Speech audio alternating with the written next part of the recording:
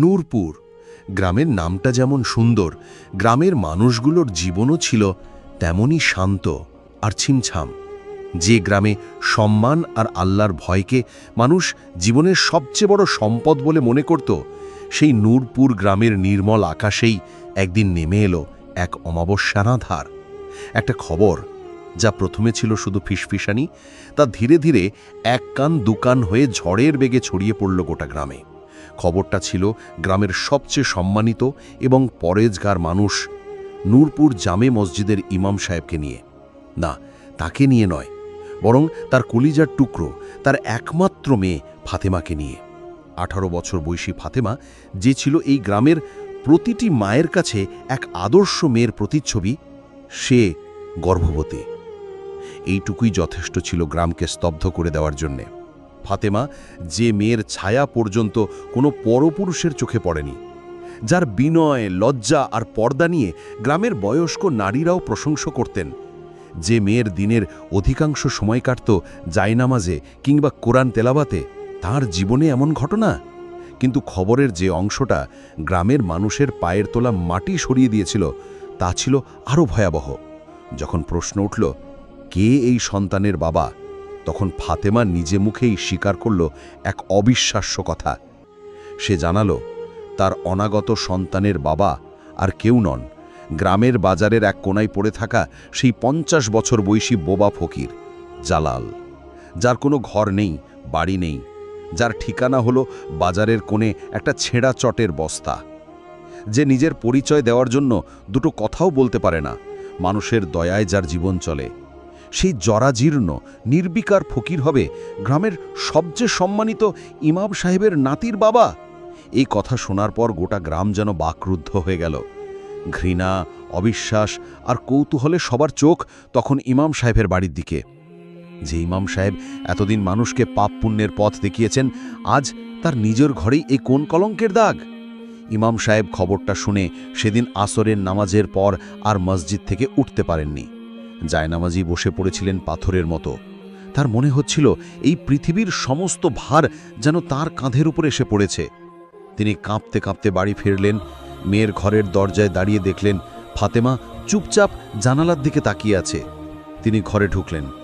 তার কণ্ঠস্বর ছিল ভাঙা, কিন্তু তাতে কোনো ক্রোধ ছিল না, ছিল একরাশ যন্ত্রণা আর অবিশ্বাস। তিনি ফাতেমাকে জিজ্ঞাসা করলেন, মানুষটা বলাবলি করছে, তা কি সত্যি? তিনি তার মুখ থেকে শুনতে চান। ফাতেমা ধীরে ধীরে তার বাবার দিকে ঘুরল।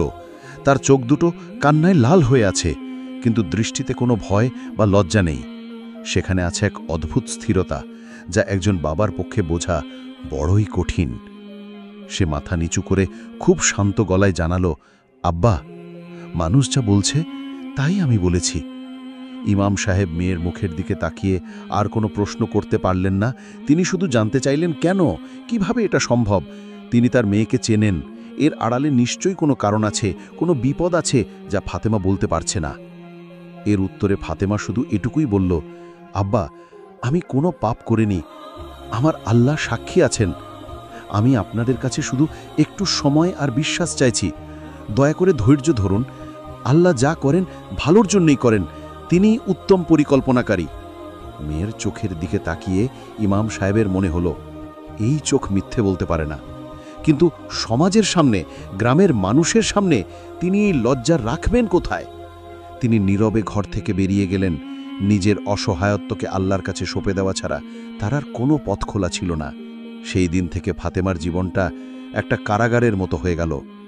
নিজের বাড়িতেই সে পরবাসী। যে বাবা তাকে ছাড়া এক দণ্ড থাকতে পারতেন না, তিনি এখন মেয়ের ছায়াও মারেন না। মা সারাদিন ঘরের কোণে বসে কাঁদেন, আর গ্রামের মানুষ, তারা যেন ফাতেমাকে সমাজচ্যুত করে দিয়েছে।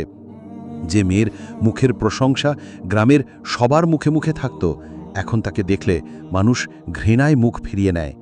নারীরা তাদের সন্তানকে তার কাছ থেকে আড়াল করে রাখে। আড়ালে আবডালে চলে নানান কটু কথা আর অপমানজনক আলোচনা। ফাতেমা সব শোনে আর নীরবে চোখের জল ফেলে। তার একমাত্র সঙ্গী এখন তার জায়নামাজ, তার হাতের কোরআন আর তার গর্ভের অনাগত সন্তান। সে জানে সে কোনো ভুল করেনি। তার বিশ্বাস যে আল্লাহ তাকে এই কঠিন পরীক্ষায় ফেলেছেন, তিনিই একদিন তাকে সম্মানের সাথে রক্ষা করবেন। আর অন্যদিকে সেই বোবা ফকির জালাল, এই দুনিয়ায় কি ঘটে যাচ্ছে তার কিছুই সে জানে না। সে আগের মতোই বাজারের এক কোণায় পড়ে থাকে, তবে গ্রামের মানুষের আচরণ তার প্রতি বদলে গেছে। আগে যে এক দুজন দয়া করে তাকে খাবার দিত, তারাও এখন দেয় না। উল্টো গ্রামের বখাটে ছেলেরা তাকে দেখলেই ঢিল ছোড়ে, বাবা বলে ডাকে আর অট্টহাসিতে ফেটে পড়ে। জালাল কিছুই বোঝে না। সে ফ্যাল করে সবার মুখের দিকে তাকিয়ে থাকে। তার বোবা চোখে শুধু একরাশ প্রশ্ন, কিন্তু উত্তর দেওয়ার মতো ভাষা তার নেই। তার হয়ে দুটো কথা বলার মতো এই পৃথিবীতে কেউ নেই। এভাবেই কেটে যেতে লাগলো দিন, সপ্তাহ, মাস। ফাতেমার শারীরিক পরিবর্তন যত স্পষ্ট হতে লাগলো, গ্রামের মানুষের ঘৃণাও যেন পাল্লা দিয়ে বাড়তে থাকলো। ইমাম সাহেব লজ্জায় অপমানে মসজিদে যাওয়া প্রায় বন্ধ করে দিয়েছেন। তিনি সারাদিন ঘরে বসে তসবিহ জপেন আর আল্লাহর কাছে তার মেয়ের সম্মান রক্ষার জন্য দোয়া করেন। এক বর্ষণমুখর রাতে যখন ঝোড়ো বাতাস আর বৃষ্টির শব্দে গোটা গ্রাম ঘুমে কাচ্ছন্ন, তখন ফাতেমার প্রসব বেদনা শুরু হলো। তার মা ছাড়া পাশে আর কেউ নেই। ইমাম সাহেব পাশের ঘরে জায়নামাজে বসে অঝোরে কাঁদছেন। এমন সময় সেই ঝড়ের রাতে তাদের মাটির ঘরের দরজায় কি যেন খুব আস্তে করে টোকা দিল। ফাতেমার মা ভয় পেয়ে গেলেন। এত রাতে এই দুর্যোগে কে আসতে পারে? তিনি ভয়ে ভয়ে দরজার কাছে গেলেন।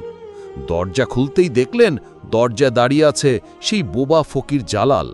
তার সারা শরীর বৃষ্টিতে কাক ভেজা, উস্কো খুস্কো চুল বেয়ে পানি পড়ছে। তার হাতে ধরা একটা ছোট্ট মাটির হাঁড়ি। জালাল ইশারায় বোঝানোর চেষ্টা করল সে ভেতরে আসতে চায়। ফাতেমার মা প্রথমে তাকে দেখে আঁতকে উঠলেও লোকটার চোখের দিকে তাকিয়ে তার মনটা কেন যেন নরম হয়ে গেল। তার চোখে কোনো কুটিলতা ছিল না, ছিল এক অদ্ভুত আকুতি আর মায়া। তিনি তাকে ভেতরে আসতে দিলেন। জালাল কোনো দিকে না তাকিয়ে সোজা ফাতেমার ঘরের দিকে গেল।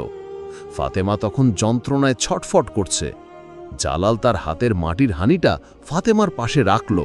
তারপর ইশারায় বোঝালো এর ভেতরে যা আছে তা যেন ফাতেমাকে খাইয়ে দেওয়া হয়। ফাতেমার মা দ্বিধাগ্রস্ত মনে হাঁড়িটা খুললেন। খুলতেই এক অদ্ভুত সুন্দর সুগন্ধে ঘরটা ভরে গেল।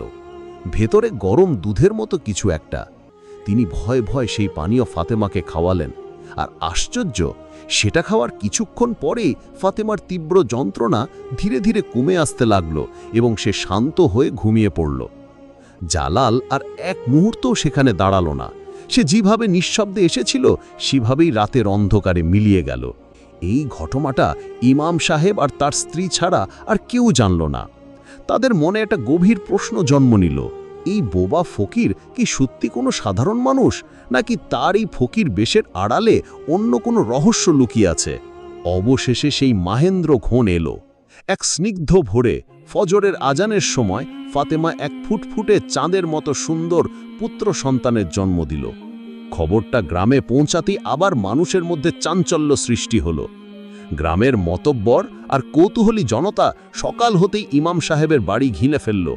তাদের একটাই দাবি, আজ এই ঘটনার একটা শেষ দেখতে হবে। এই সন্তান কার তার ফয়সালা আজই করতে হবে।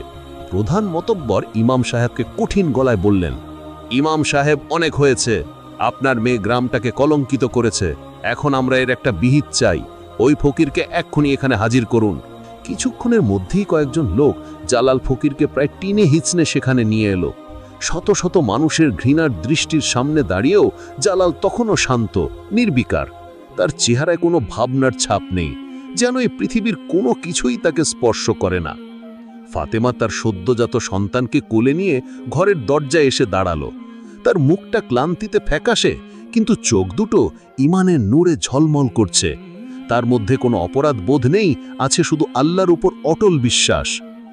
ভিড়ের মধ্যে থেকে গ্রামের এক প্রভাবশালী যুবকের ছেলে, যে আগে ফাতেমাকে বিয়ের প্রস্তাব দিয়ে প্রত্যাখ্যাত হয়েছিল, সে ব্যঙ্গ করে বলে উঠল, কি হলো, এবার তো সত্যিটা স্বীকার করো, নাকি তোমার ওই বোবা স্বামী এসে ইশারায় তার সন্তানের পরিচয় দিয়ে যাবে? তার নোংরা কথায় উপস্থিত অনেকেই অট্টহাসিতে ফেটে পড়ল। একটা বোবা ফকির আর একটা নিষ্পাপ শিশু, এর চেয়ে বড় তামাশা তাদের কাছে আর কিছুই ছিল না। চারিদিকের এই অপমান আর হাসির শব্দের মধ্যেই ফাতেমা এক পা এগিয়ে এলো।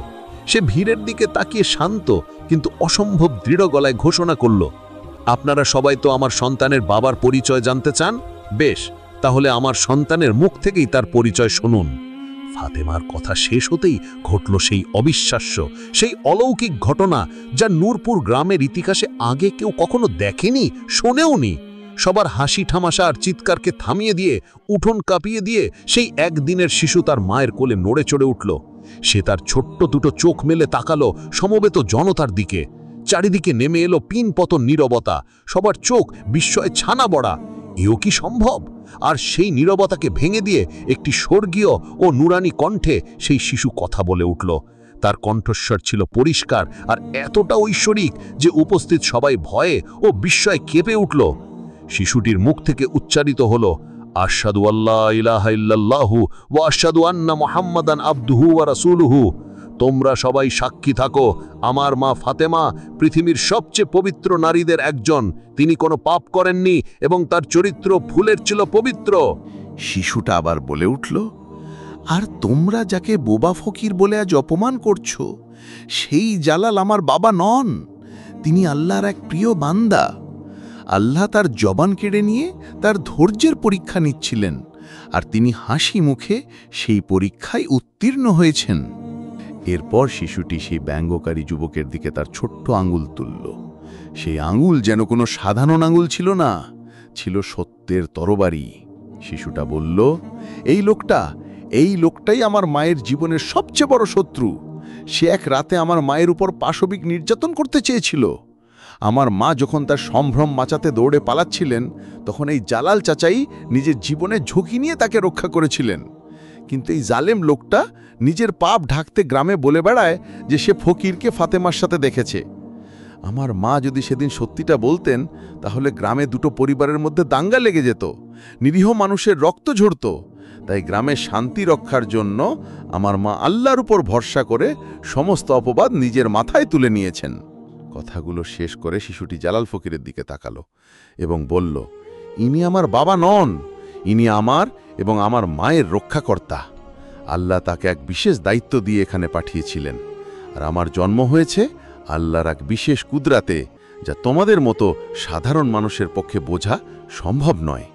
এই কথা শেষ হতেই জালাল ফকির, যিনি 50 বছর ধরে বোবা ছিলেন, তিনি হঠাৎ আসমানের দিকে তাকিয়ে চিৎকার করে উঠলেন, আল্লাহু আকবার! সবাই দেখল তার জবান ফিরে এসেছে, তার চোখ দিয়ে অঝরে পানি পড়ছে, সে মাটিতে সিজদায় লুটিয়ে পড়ল। এই অলৌকিক ঘটনা চক্ষুষ করার পর গ্রামের মানুষের আর কিছু বোঝার বাকি রইল না। সত্য সূর্যের আলোর মতো পরিষ্কার হয়ে গেছে। যারা একটু আগে ফাতেমার জালালকে নিয়ে নোংরা কথা বলছিল, তারা সবাই ভয়ে অনুশোচনায় কাঁপতে কাঁপতে মাটিতে বসে পড়ল। ইমাম সাহেব দৌড়ে গিয়ে তার মেয়ে আর নিষ্পাপ নাতিকে বুকে জড়িয়ে ধরলেন। তার চোখ দিয়ে আনন্দাশ্রু গড়িয়ে পড়ছে। তিনি কান্নারত গলায় শুধু বলতে লাগলেন, মারে, আমাকে ক্ষমা করে দিস।